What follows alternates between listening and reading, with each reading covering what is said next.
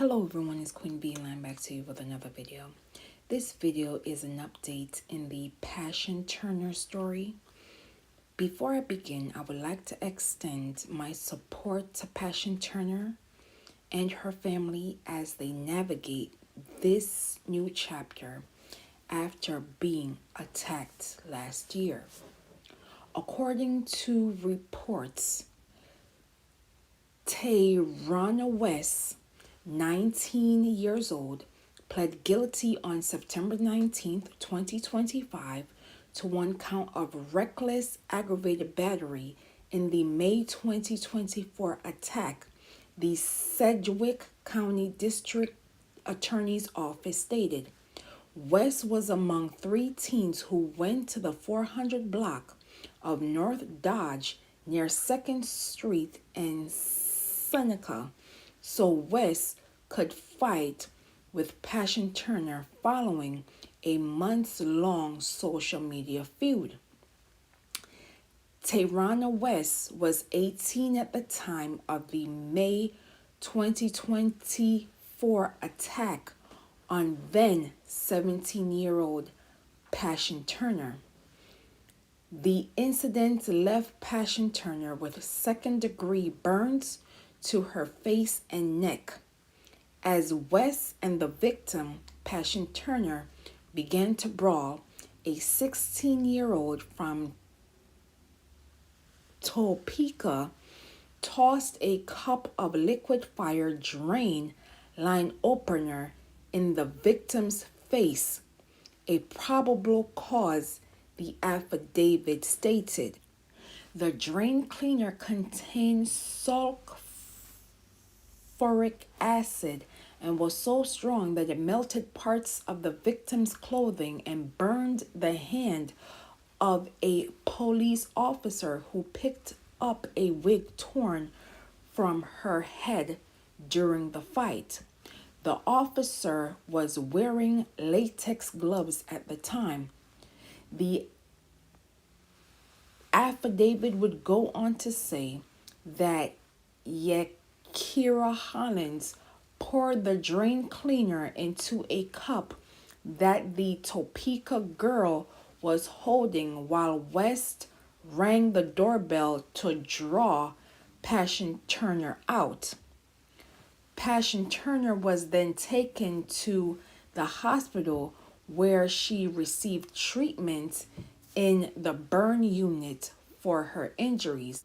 Hollins, 19, is now serving a 34-month prison sentence after being convicted at trial of one count of aggravated battery back in June of this year.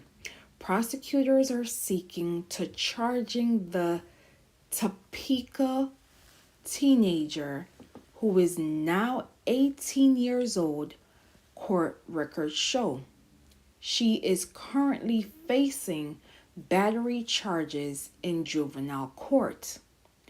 West is scheduled for sentencing on November 5th, 2025, according to court records. Again, sending healing energy to Passion Turner and her family at this time as they navigate through this chapter after this horrific incident. I cannot begin to even imagine the pain, trauma, and fear Passion Turner experienced throughout this unfortunate incident. I hope that as she is recovering from this incident, that Passion Turner's family encourages her to seek therapy as she moves forward. These are my thoughts. This could have been prevented if cooler heads had prevailed. But when you add in social media shades and bucking in the comments, the lines at times become blurry. The monsters in this case, yes, I stated monsters, had a choice. They could have chose not to go over Passion's house, but they still went over there. lured her out of her house. Yes, they engaged in physical contact, but once they saw an opening, they brought in a drain cleaner which contained sulfuric acid, which caused damage to Passion Turner's face. We do not know the long-term effects of this incident, and the fact that one of the suspects in this case is serving a 34-month sentence is not enough for the crime committed. Now, we do not know what sentencing the second suspect will incur in addition to the third suspect who was a minor at the time. Again, this unfortunate event could have been worse. This incident is unacceptable on so many levels. Regardless of how you felt about Passion Turner, didn't give you the right or the authority to causing this type of harm. We must, as community members, have these uneasy conversations with our cousins, our children, our siblings, because one action can have a long time effect, and the friends that you associate with can and will impact your life due to the decisions you make. I will leave in the comments and description below for Passion Turner's GoFundMe page, sending support and healing energy to Passion Turner and support to her family at this time.